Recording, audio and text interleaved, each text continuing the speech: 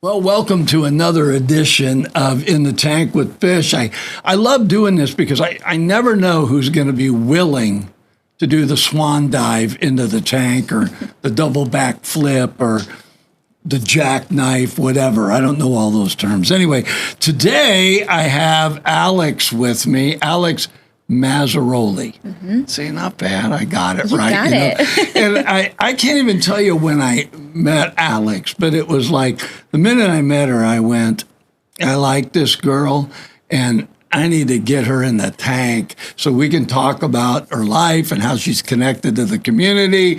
And then I'm talking to her, and I find out that she can sing. She can sing. So I'm like, well, so she sent me a video, a little, anyway. So she's singing House of the Rising Sun, and I like, this girl got a set of pipes, send you right to heaven. I mean, incredible. Thank you. And I didn't know that. I mean, I met you because we did Blue Zones and other stuff, and I was like, oh, I like this girl. She's happy, right? We're good. But to sing on top, what else do you do? Thank you. You're like multi-talented, right? Oh, goodness. I don't know about that. So let's find out a little bit about you, right? Because this gives me opportunity to delve into your past, right? Oh, boy. So I'm not going to ask how old you are. Okay. Okay. But I will ask you, how long have you been in the area?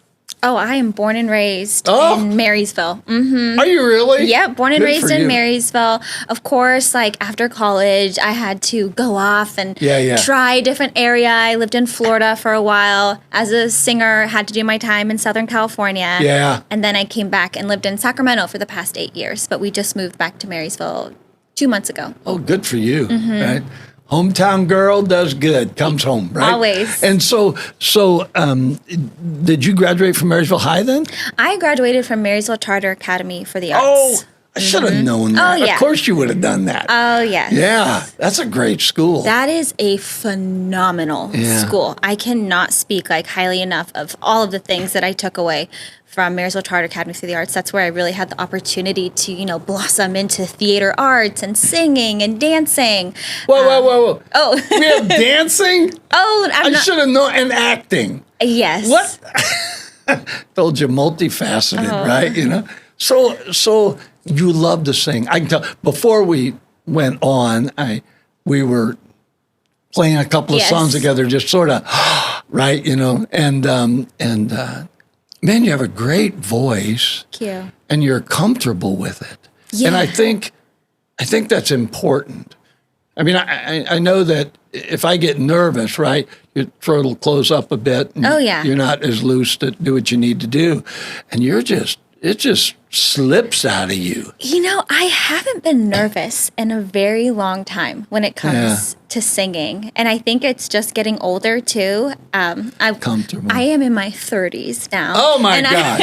In my 20s, I can say, you're just trying to, find yourself and a people pleaser and, am I good enough? Oh, this person's better, comparing. And now that I'm just I don't get, this is my voice. And sometimes I crack and sometimes I don't. And sometimes it's awesome. And sometimes I'm like, well, I'm just that so much been comfortable. Better, right? Yeah. I'm sorry. That is what it is. That's live music for you. Mm-hmm. Well, something happens, Alex, where you fall in love. Oh, yeah. With music. There's something about it, and when you recognize I can do it, it's not about being the best. No. It's about totally enjoying it. Oh, yeah. And so somewhere, although you do a lot of different stuff, what zeroed you in on singing? Well, I grew up on stage. I started doing pageants when I was 3 years old. What? So I've grown up on stage, and pageants is where it really all started for me, Hawaiian Tropics, all of the kids' pageants. And so along with pageants, you usually have to have a talent. Yeah. And so I discovered singing when I was very young. I even remember stealing my mom's Deanne Carter CD because I wanted to be in the talent show. And she told me, no, because you have to like practice and you have to have, matching shirts with your friend. Like, she's like, you got to do it right. And I'm like, no, I'm going to do it anyways. And so I like stole her CD. I did the talent show with my best friend at the time, and we were just a hot mess express. But that's just like, always but it was fun. Oh, it was fun. That's always been a part of me. And I used to be so nervous on stage when I was younger. I remember at a talent show, I went to Notre Dame school, and I was singing Somewhere Over the Rainbow. And Fish, I'm not kidding, I would not move. I would stand like straight as a board, paralyzed, just like singing this song. And my grandma told me that if I bent down during like the music interlude and pet my little Toto, because I was, dressed up as Dorothy, and I had Toto and all the things. Okay, now she would buy me a cat. She would buy me a cat. So that was the first time I ever like moved on stage. I bent down and played my little character, as Dorothy petting Toto. And then, from there, I've never stopped. So you went to the Charter of the Arts, right? Yep. So what year in high school were you? I mean, from freshman on, how many years were you there? Oh, I was there 4 years. Oh, man. Mm-hmm. So I went to Notre Dame school, which isn't even around anymore, a private Catholic school. And then I went to Marysville Charter Academy for the Arts, freshman through senior year. Then I did a couple years at Yuba College. And then I went to Sac State. So how did you end up really connecting with the singing? And you said you went to, where'd you go to in Florida? Oh, Disney World. Yeah. Of course. Yep. Why, I should have guessed that. Oh, yeah. Come on, Fish. You should have guessed. That's right. Yeah. Yes, I worked at Disney for a little bit. Straight out of college, I actually went to college to be a news reporter. That's what I wanted to do. And I worked at Fox 40 News for a little bit after college, and I just wasn't ready for that yet. I wanted to be in the happiest place on earth. Like, I wanted just to pursue performing a little bit longer. And so I moved to Florida and worked at Disney World. Worked in entertainment there for a while.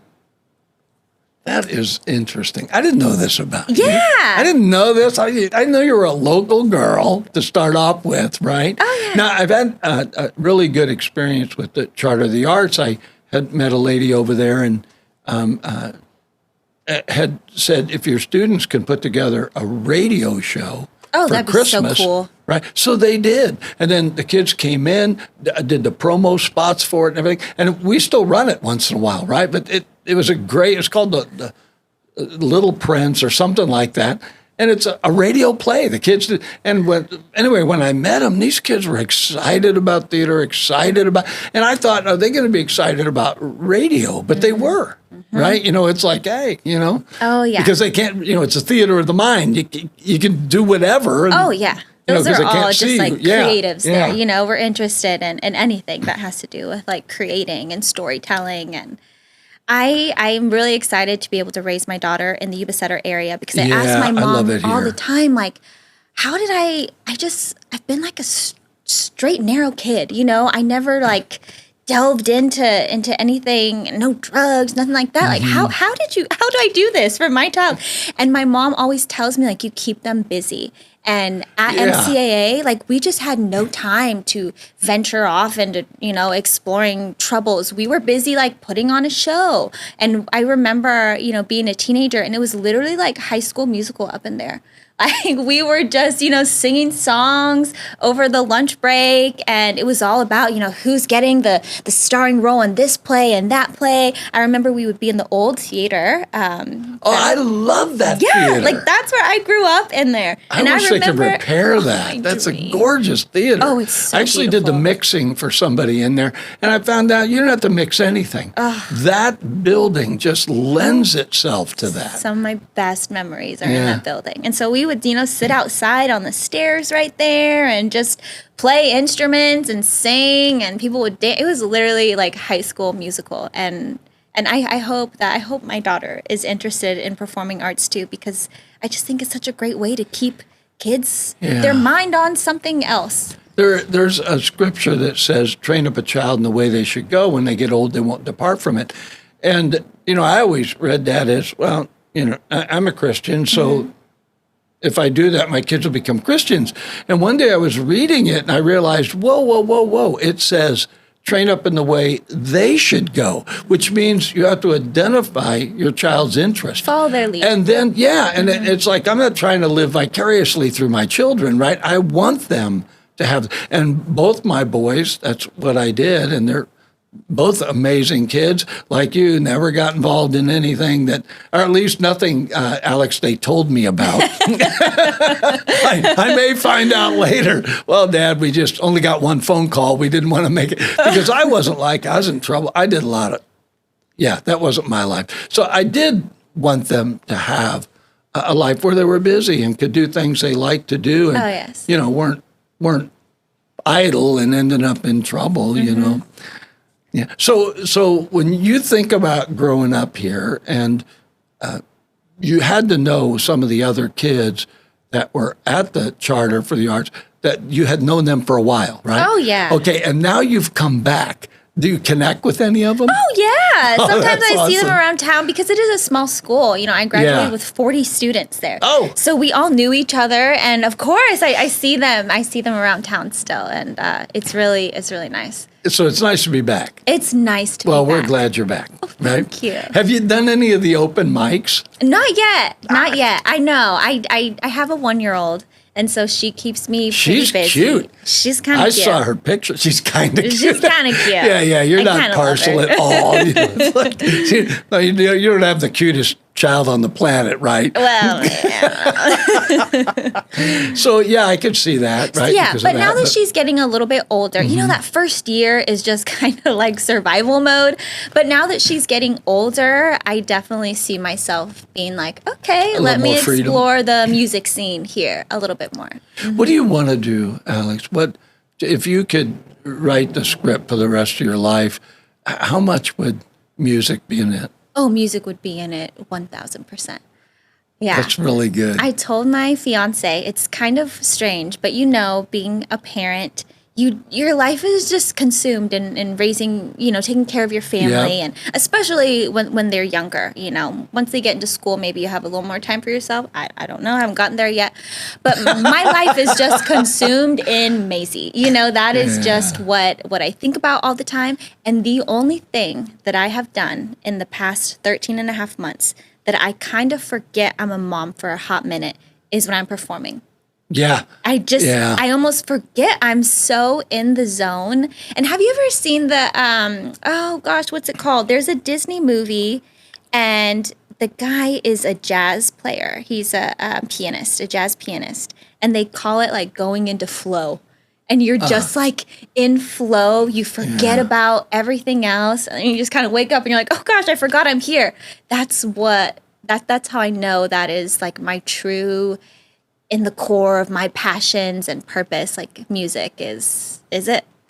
I think music is a spiritual experience. Oh, yeah. And when, like I played in a band, right? And whenever we would hit that spot, that sweet spot where everybody's on the same page, there's nothing like it. It's just, it's like, okay, we're here. This is good, right? Mm-hmm. Can we just do this for the rest of the time? I was in a church, and this bishop caught me in the parking lot in my car, and he said, I don't know a lot about musicians, except for when they don't play, they get weird. I was in the car, I was like, all right. And he said, so I want you boys to open up the church, lock yourself in there, and play till you're done. And we were there till like 3 or 4 in the morning. Oh my! We were just playing, right, and hit that spot more than once, and it was just awesome, to do that. I go to the open mics because I never know what I'm going to hear. Different musicians, playing different stuff, and all the different styles. I probably, my favorite style of music is probably blues. Oh, but I could see that actually in the way that totally makes sense. And but I like all music, right? Mm-hmm. Do you have a favorite? Oh man, it depends on my mood. Like it totally depends on my mood. Yeah, I can't say that I have a favorite. I do love, and we were talking about that earlier too, like mashups. I love when people put 2 songs together. You don't see it coming, and you're like, oh, wait, what song is this? I love when people do that. I do several of those. Mm-hmm. do one that goes from Led Zeppelin, the Styx, to the Beatles. And so it goes through Baby, I'm Gonna Leave You, and then goes into Sweet Madam Blue, and from Sweet Madam Blue, it goes into While My Guitar Gently Weeps, which allows the guitarist to just let go. Go into flow. Yeah. I'll see you later. Let me know when you're done. I'll come back in, right? It's just that thing. So, man, this is amazing, Alex. I didn't know this, that you had that deep, I just, when you sent me the video, I said, well, she can sing. Oh. And it's like, that's your life. It really is your life. Oh, yeah. There was a time when I moved back from in Southern California where I was just gigging full time. I worked at a restaurant on the side too, but besides that, I was just gigging full time in a bunch of different bands in Sacramento. I've auditioned for The Voice. I had a call back for The Voice a few years ago. There was this competition that was held at Thunder Valley Casino, like in 2012, I think. The pandemic messes with my, what year was it? But I think it was 2012. It was called Northern California's Idol.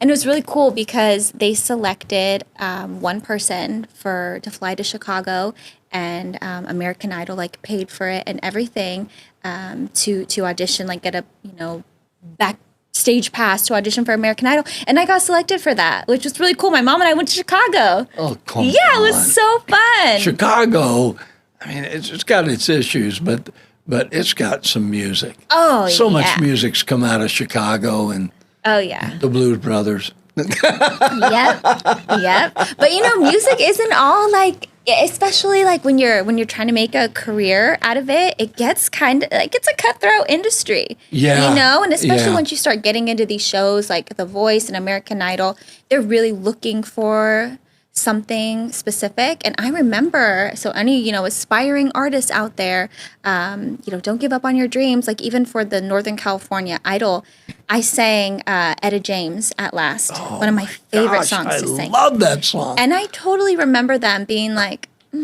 that's a really hard song. Can you try something else? And I'm like, okay. And so give them something else. And I ended up winning the whole competition. So just being resilient and not letting those types of things get under your skin. Hey, that's not what they're looking for. You give them something else, and maybe they're looking for something else. It's a difficult industry sometimes. Well, I remember my son had me sign up with John Elefante was putting out a new album, and so it was a what do they call that? Not a GoFundMe. Kickstarter. Oh, okay. And so for $60, you could send him one of your songs. He'd critique it and call you. And I thought, I've always wondered, could I write? So I thought, my son said, man, Dad, do it. So I sent this song that is a somewhat political blues song. and so he calls me up, and he's Italian. So we spent 4 hours talking about Italian mothers, right? Just stuff about, right, And then he goes, oh, by the way, I guess you'd like to know, about your son. I said, yeah. And he said, you can write. He said, the difficulty is getting that to someone. And so, and I guess do you write as well? I don't. I'll write, you sing. I would. Okay, we'll do it. I have tried, and I have tried to write songs. I have taken guitar lessons, piano lessons, ukulele lessons, you name it. And I finally, and this is coming in my 30s too, I finally realized that is not my art. My art is my voice, and I'm just going to focus on that because I try to make it other things, and it's not my gift. I think that's important to find where you fit. Yeah, right? Find where you fit. And then enjoy that. I don't have to, do everything, right? I mean, I just love to play, but I can write a song and it's just boom, it just comes out. Oh right? My goodness, we need to hook up. And I've written a bunch of songs, right?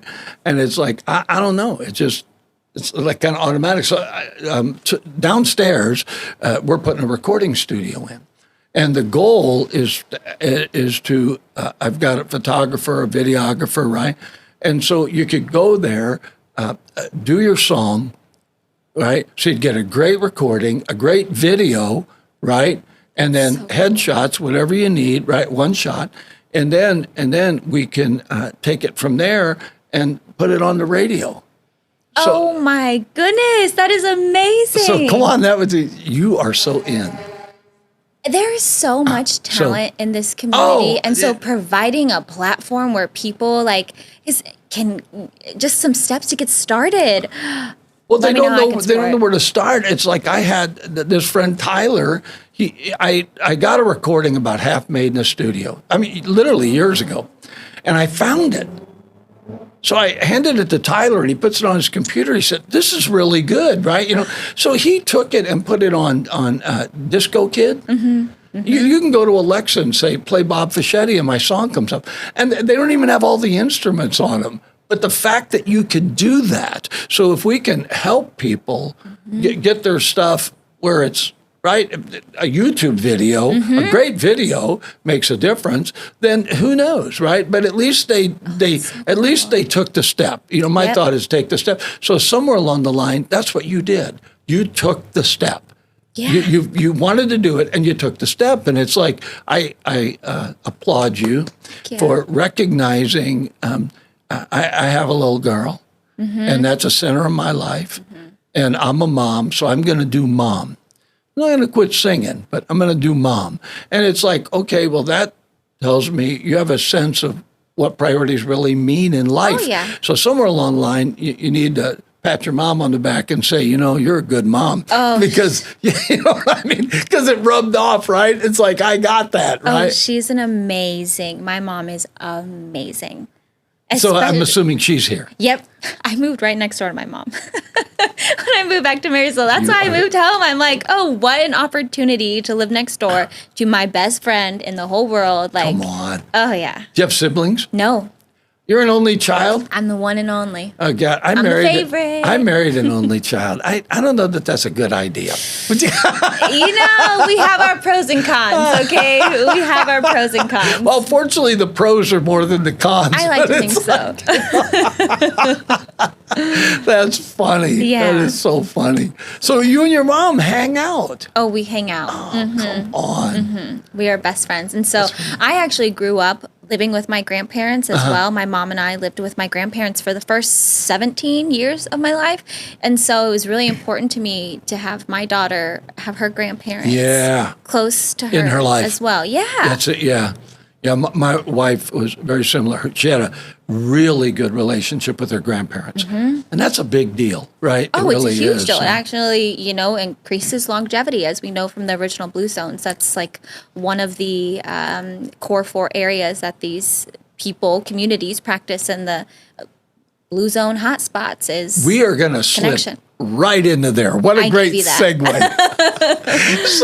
So now you work at Blue Zones. Yes. And Blue Zones is all about longevity of life and quality of life, right? And so touch on that. You just said one of the 4. What are the 4 key areas? Yep. So when Dan Buettner, who's the founder of Blue Zones Project, set out to find the places in the world where people were living the happiest, healthiest, longest lives, 9 elements were identified in these 5 Blue Zones. So these communities in vastly different parts of the world were all had these 9 elements in common. And the 9 elements can actually be boiled down into core 4, just because it's a little bit easier to remember: eating wisely, having a sense of connection, having the right outlook, individuals knowing their purpose, and then moving naturally. Well, 1 out of 4 ain't bad. No, I bet you practice more than you realize. And so it's really cool. Blue Zones Project, goes into communities and helps them implement some of these lifestyle characteristics in hopes of increasing health and longevity. And our Blue Zones Project is actually funded by Adventist Health, which is amazing and just speaks mounds. How do we keep people out of the hospital? How do we get our community to be healthier and happier? And so I feel completely blessed and fortunate to be a part of this project. It literally is a dream job. So I'm going to get serious for just a second, right? Because you talked about in the 4, one of them was connecting, right?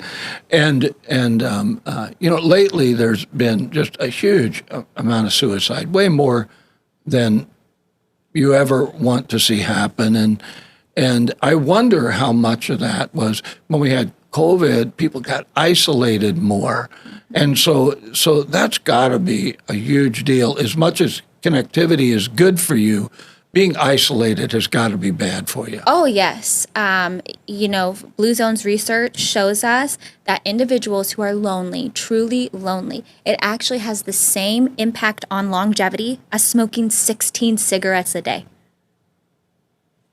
Only you don't enjoy it as much. Fish. I don't smoke, but it's like, well, yeah, I think, and it makes me wonder. I mean, I talk to people, I do counseling and that, right? So I know, and we've always had the issue with veterans because vets come back and they feel like they don't fit in, which has a lot to do with purpose. And we had General Flynn came and he did a dinner. There was a breakfast for him, and I emceed that. And I remember he said to the veterans, "Your time's not over. Get involved. Run for school board, right? Do something." Right? Don't just sit around. Serve your country. Keep going. And I thought that was really, well, he did two things. That and he thanked every one of us for our service, right? Which was great. But it was that sense of purpose. And so if you don't have a sense of purpose, there's probably a good chance that lonely thing's going to happen. Oh, yeah. Oh, yeah. We know purpose is so important and such a huge determinant of our longevity and health. Individuals who can articulate their sense of purpose, it can actually contribute up to 7 years longer of life. I'm going to live a while. I know what I'm supposed to be doing. Oh, good. Yeah, singing with you. Oh, yes. Or playing instrument, right? Yeah. Unless you want gravel in the background, right? Yeah. So well, the Blue Zones, how did you end up there, though, Alex? How did you... did you just hear about it and you? Divine intervention. Oh. I'm not kidding, Fish. I am, and you know this, I'm a very spiritual person, and this is weird. I'm going to be super honest. I'm pretty woo-woo. And I was working. I'm woo-woo. I'm all for woo-woo. Okay, good. Woo-woo works for me. Go ahead. And I was working at Yuba County Public Health, which I loved. I loved working there. My mom works at Yuba County, and my fiance works at Yuba County. So we were one big happy family, and it was really fun. And I loved working there. And just part of my daily meditation, mindfulness routine is I always I don't chase, I attract. What is meant for me will simply find me. It's just like a mantra that I say because I want to live on purpose, and whatever I'm meant to do here on this earth, I want that to come to me. And so while I loved my job at Yuba County Health and Human Services, part of my mantra was I was saying this every day, and I got a call. I just got a call. I didn't even apply for this job. I got a call from our executive director at the time, Steve Krager. Hey, I heard that you may be a good fit for Blue Zones, and I'd like to meet. And the rest is history. So it was divine intervention. I was meant to. I believe that. I had met Steve. He worked for Yuba City. Yep. I think it's Yuba City.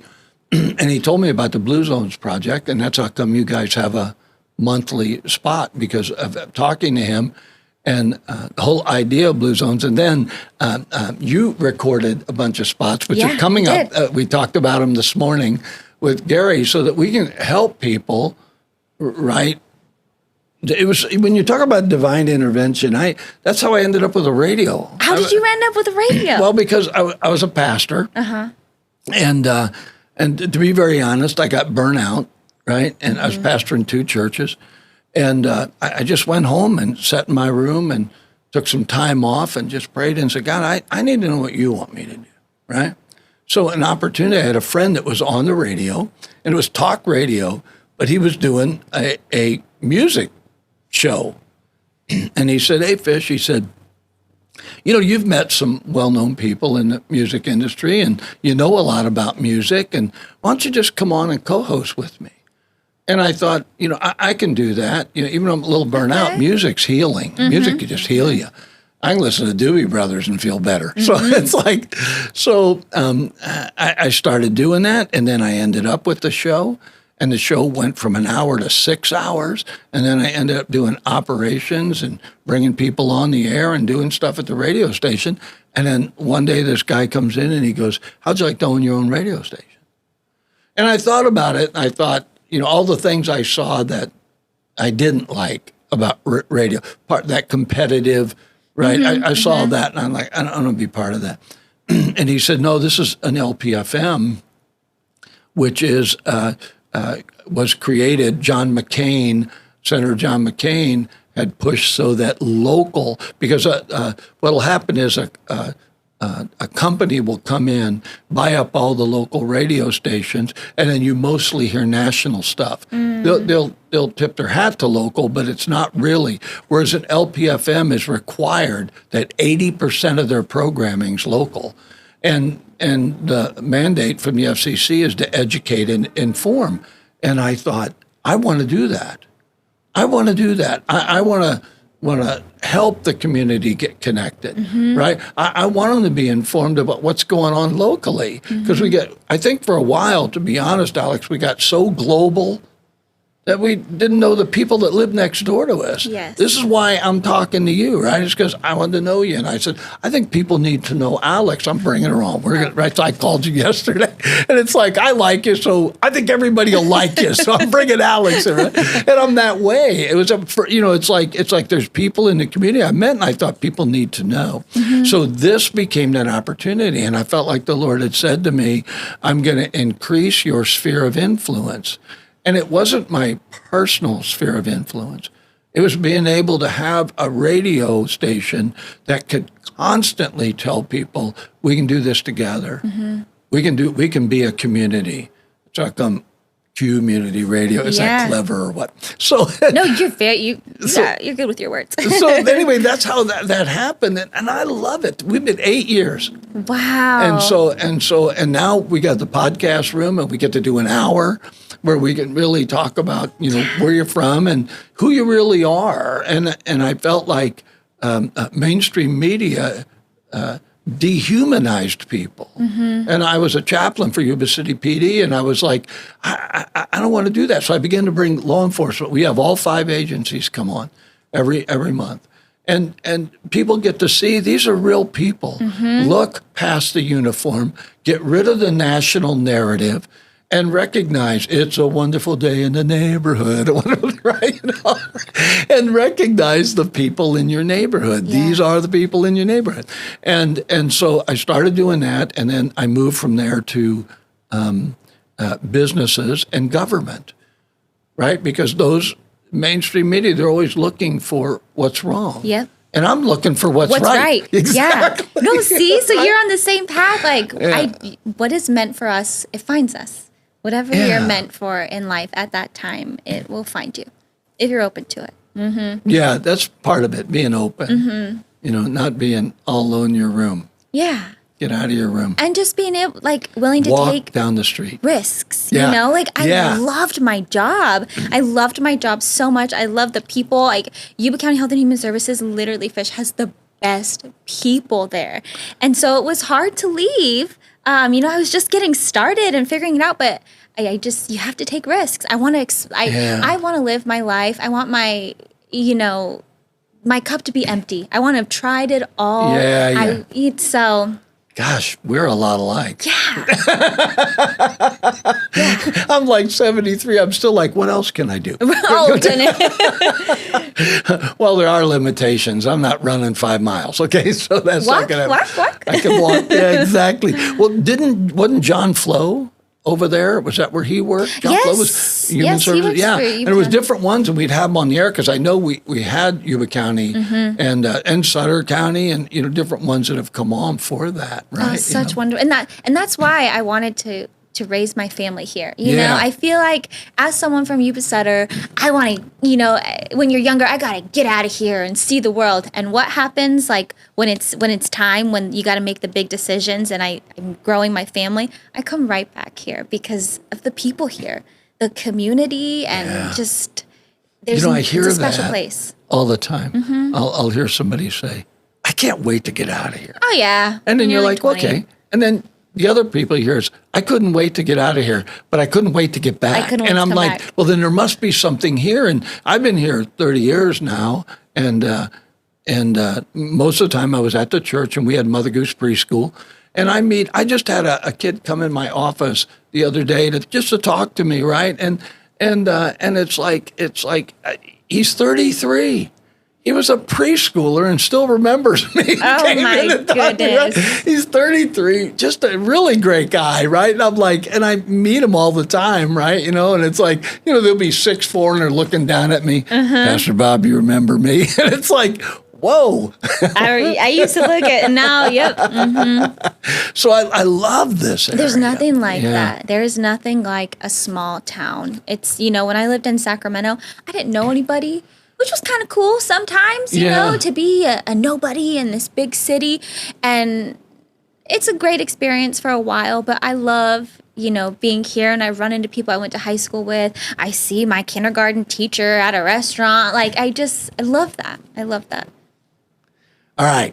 So you want to sing a little bit? Okay. I'll do House of the Rising Sun slower. Okay. I'll slow it down, right? And then we'll have you do that. I just think I don't know how much time we got left. Oh, we're good. Okay. So we'll do the long version. Okay, we'll do the long version. I'm just kidding. Well, you know what? I'm going to try it.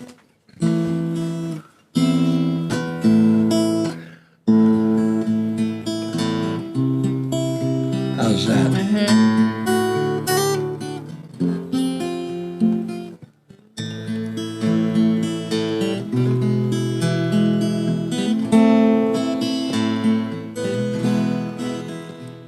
There is a house in New Orleans they call a rising sun, and it's been the ruin of many a poor boy and God. Alone, I'm one. My mother was a tailor. She sewed my new blue jeans. My father was a gambling man down in New Orleans.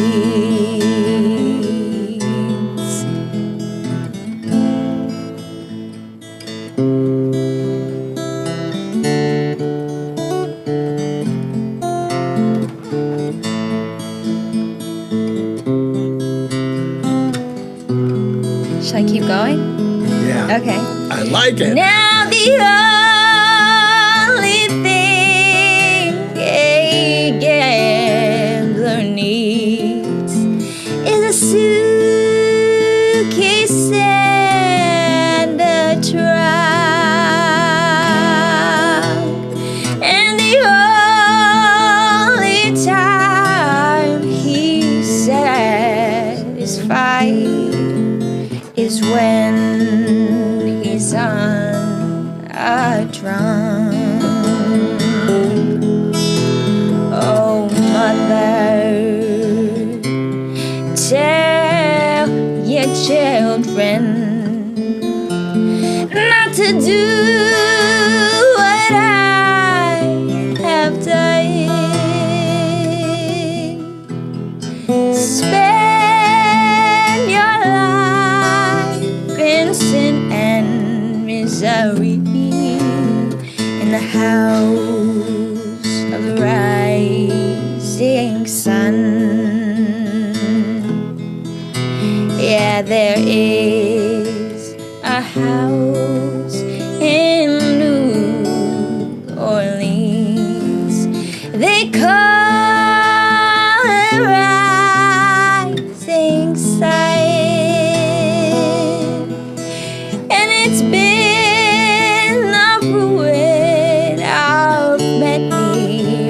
poor boy and God. I don't know who I'm one. Yeah, it's been the ruin of many a poor boy and God. I know I'm one. Okay, we did not practice that. That was You our gotta first set time a pipe, doing that. send me right to heaven, girl. Oh, thank Loving you. it. That was fun.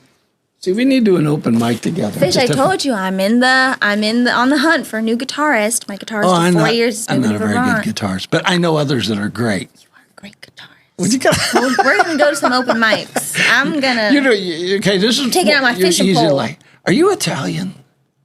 a little bit. Mm-hmm. That's the connecting point. See, that's why our souls are connected, Fish. Oh, Yeah, that was fun. Well, I can tell.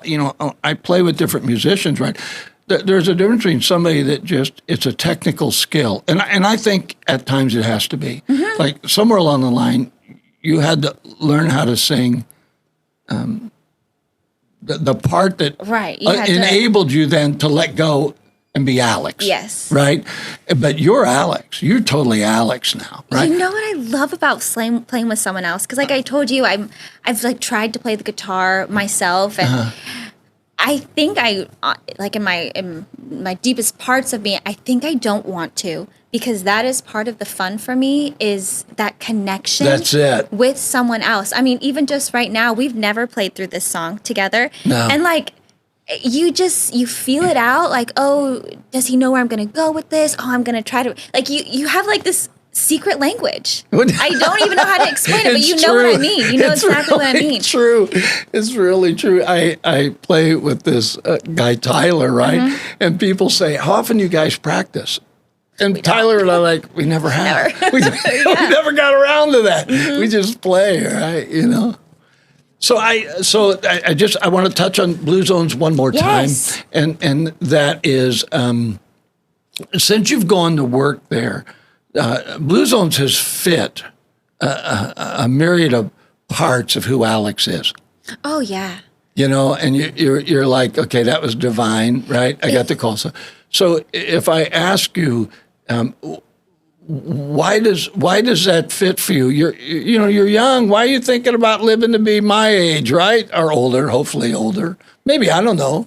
Who knows, right? Yeah. It's like we don't get that. But what part of that just stays with you? So I think it just goes back to like my morals and values just totally align with Blue Zones for whatever reason. I don't know. Like maybe it's my upbringing, whatever it may be, but just my values.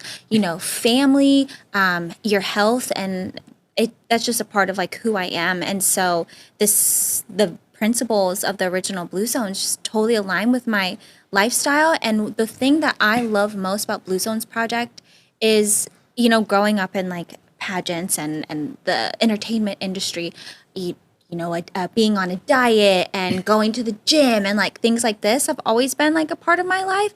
And what I love about Blue Zones is like it's not about taking things out of your life. It's adding good things in. Yes. It's, in the original Blue Zones, they don't work out and go to the gym the way we do here.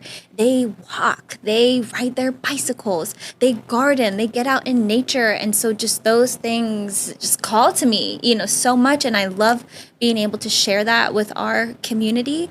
And the things that, Blue Zones teaches, they aren't hard things. It only takes simple steps, taking the stairs as opposed to the elevator. Parking maybe a little bit further at Target. We call it like a Blue Zones parking, and get your steps in. It's just little things that add up that contribute to your health and well-being. And I think it's really important. Is there a Blue Zones camping club?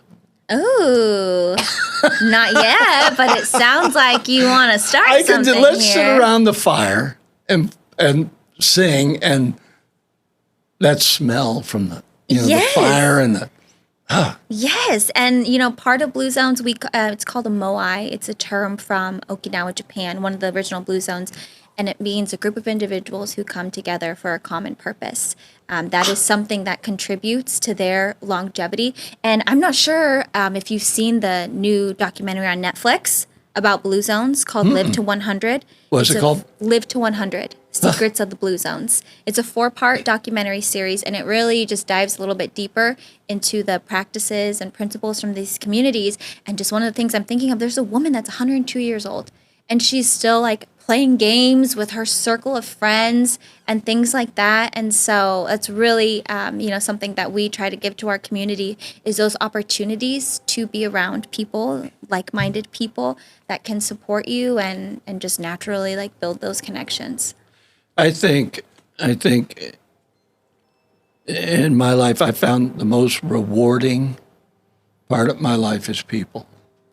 And I know sometimes that can also be the most destructive. It's life, right? Mm-hmm. But having friends and family, to me, is just incredibly valuable. And I think when I think of community radio, I think probably, Alex, at the core, that's what I want. I want this community connected. Mm-hmm. I want them to see the value in one another. And so Blue Zones, and you and I had a conversation because I called you and I said, you guys have a menu, right?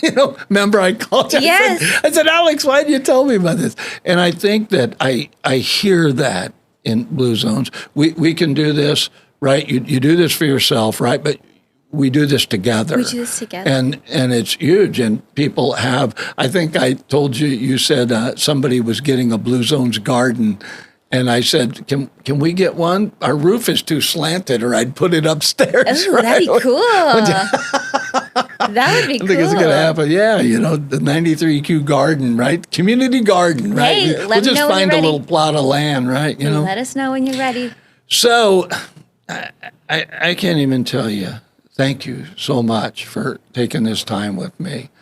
I feel like I got to know you a little better, and I hope other people did. They got to see this is who Alex is. Unashamedly, this is who she is. She's fine with who she is. It's a zip. It's who I am. Yes. And they found out, like I did, that you can sing, right? And so next time we'll have you on, you can dance. Okay. All right. Okay. So is there anything that you'd like to say before we get off here? I don't think there's anything I'd like to say. There might be something I'd like to sing. Because when you were talking, you just said, you used the phrase "in my life." Do you know that song by the Beatles? Which one? There are places you can do it a cappella. All my life, though some have changed, some forever, not for better. Some have gone and some remain. Do you know that song? I love that. I love that I need song. to learn that song. Yeah. I'm going to run out of time. I want to thank you for coming on. I want people to know that they can connect with Blue Zones online, right? Yep. And as well, what is it, bluezones.com or something? At BZP, like Blue Zones Project, at BZP Yuba Sutter. You can find us on social media, Facebook, Instagram, or our website is ys.bluezonesproject.com.